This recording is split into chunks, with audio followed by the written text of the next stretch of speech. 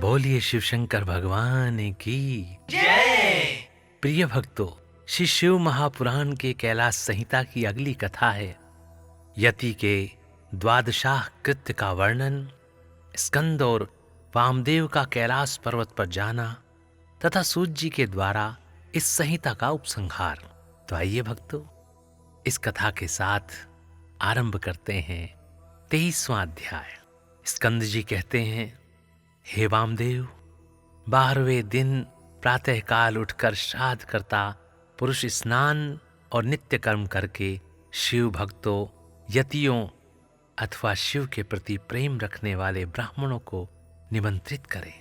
धर्म सिंधु के अनुसार 16 ब्राह्मणों को निमंत्रित करना चाहिए। इनमें से 4 को गुरु, परम गुरु, परमेष्टि गुरु और परात्पर गुरु के लिए होते हैं, और 12 ब्राह्मणों की केशवादि नामों से पूजा होती है। परंतु इस पुराण में दिए गए वर्णन के अनुसार 12 ब्राह्मणों को निमंत्रित करना आवश्यक है। मध्याह्न काल में स्नान करके पवित्र हुए उन ब्राह्मणों को बुलाकर भक्ति भाव से विधि पूर्वक भांति भांति के स्वादिष्ट अन्न भोजन कराएं। फिर परमेश्वर के निकट बैठाकर पंचावरण पद्धति से उनका पूजन करें। तत्पश्चात मौन भाव से प्राणायाम करके देश काल आदि के कीर्तन पूर्वक महान संकल्प की प्रणाली के अनुसार संकल्प करते हुए अस्मद् गुरोरिह पूजाम करिष्ये, मैं अपने गुरु की यहाँ पूजा करूँगा, ऐसा कहकर कुशों का स्पर्श करें। फिर ब्राह्मणों के पैर धोकर आचमन करके श्राद्ध करता मौन रहे और भस्म से विभूषित उन ब्राह्मणों को पूर्वाभिमुख आसन पर बिठाएं। वहां सदाशिव आदि के क्रम से उन 8 ब्राह्मणों का बड़े आदर के साथ चिंतन करें, अर्थात उन्हें सदाशिव आदि का स्वरूप माने। हे मुने, अन्य 4 ब्राह्मणों का भी 4 गुरुओं के रूप में चिंतन करें।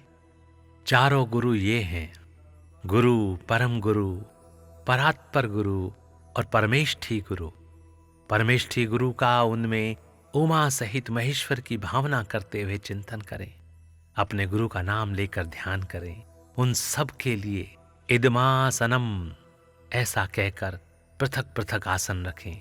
आदि में प्रणव, बीच में द्वितीयांत गुरु तथा अंत में आवाहयामि नमः बोलकर आवाहन करें।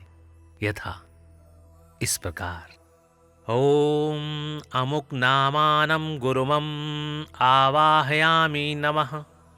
ओम परम गुरुवं आवाहयामि नमः। ओम परात्पर गुरुवं आवाहयामि नमः। ओम परमेष्टि गुरुवं आवाहयामि नमः।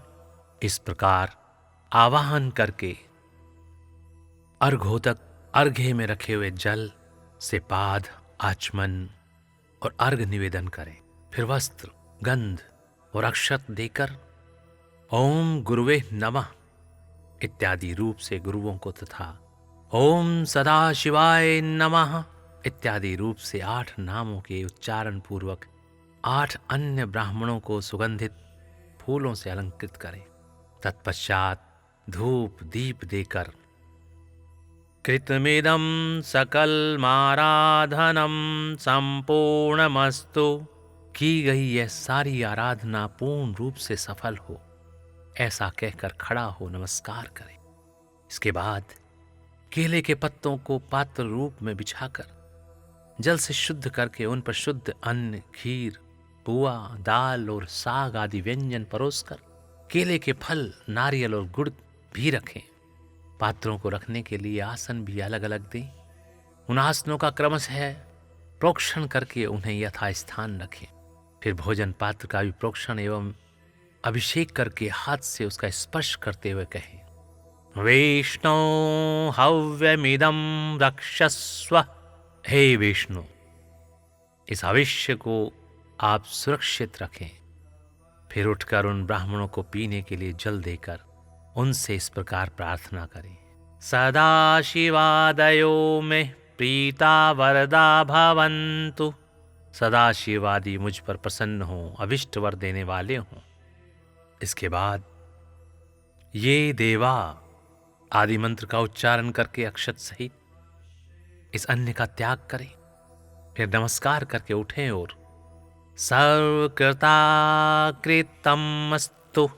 ऐसा कहकर ब्राह्मणों को संतुष्ट करके गणानां त्वा इस मंत्र का पहले पाठ करके चारों वेदों के आदि मंत्रों का, रुद्राध्याय का, चमकाध्याय का, रुद्र सूक्त का तथा सधोजातादि 5 ब्रह्म मंत्रों का पाठ करें।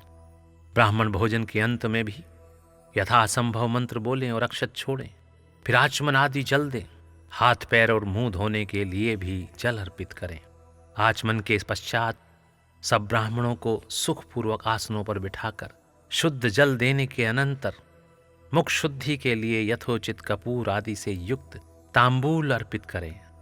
फिर दक्षिणा, चरण पादुका, आसन, छाता, व्यजन, चौकी और बांस की छड़ी देकर परिक्रमा और नमस्कार के द्वारा उन ब्राह्मणों को संतुष्ट करें तथा उनसे आशीर्वाद लें। पुनः प्रणाम करके गुरु के प्रति अविचल भक्ति के लिए प्रार्थना करें। तत्पश्चात विसर्जन की भावना से कहें, सदा शिवादयः प्रीता यथा सुखम गच्छन्तु। सदा शिवादि संतुष्ट हों, सुखपूर्वक यहां से पधारें। इस प्रकार विदा करके दरवाजे तक उनके पीछे पीछे जाएं। फिर उनके रोकने पर आगे न जाकर लौट जाएं। लौटकर द्वार पर बैठे हुए ब्राह्मणों, बंधुजनों, दीनों और अनाथों के साथ स्वयं भी भोजन करके सुखपूर्वक रहें। ऐसा करने से उनमें कहीं भी विकृति नहीं हो सकती।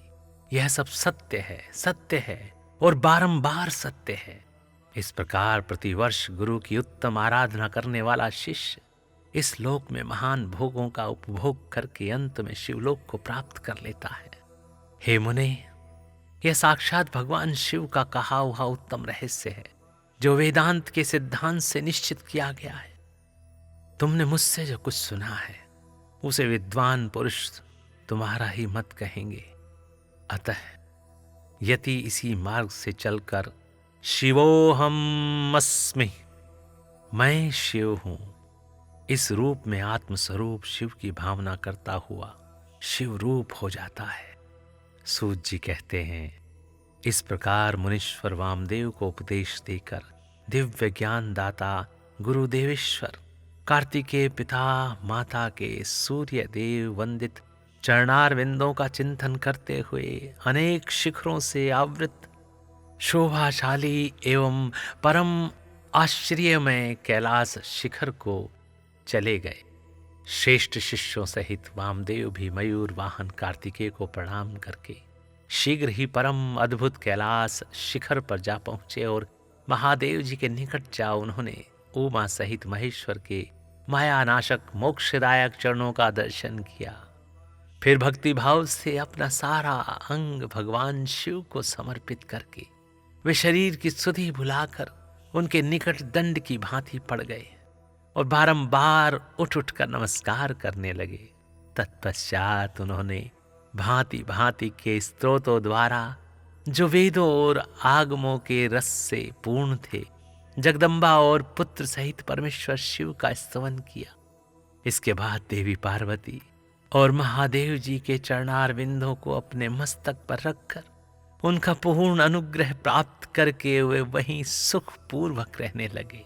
तुम सभी ऋषि भी इसी प्रकार प्रणव के अर्थभूत महेश्वर का तथा वेदों के गोपनीय रहस्य, वेद सर्वस्व और मोक्षदायक तारक मंत्र ओमकार का ज्ञान प्राप्त करके यहीं सुख से रहो तथा विश्वनाथ जी के चरणों में सायुज्य रूपा अनुपम एवं उत्तम मुक्ति का चिंतन किया करो।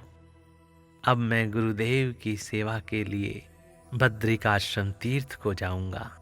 तुम्हें मेरे साथ संभाषण का एवं सत्संग का अवसर प्राप्त हो। बोलिए शिव शंकर भगवान की जय। प्रिय भक्तों, इस प्रकार यहाँ पर श्री शिव महापुराण के कैलाश संहिता की ये कथा और 23वां अध्याय यहाँ पर समाप्त होता है। बोले शिव शंकर भगवान की जय। प्रिय भक्तों, यहाँ पर श्री शिव महापुराण की कैलाश संहिता भी समाप्त होती है। तो आदर और सम्मान के साथ बोलेंगे, बोले शिव शंकर भगवान की जय। और प्रेम भाव से बोलें, ओम नमः शिवाय, ओम नमः शिवाय, ओम नमः शिवाय।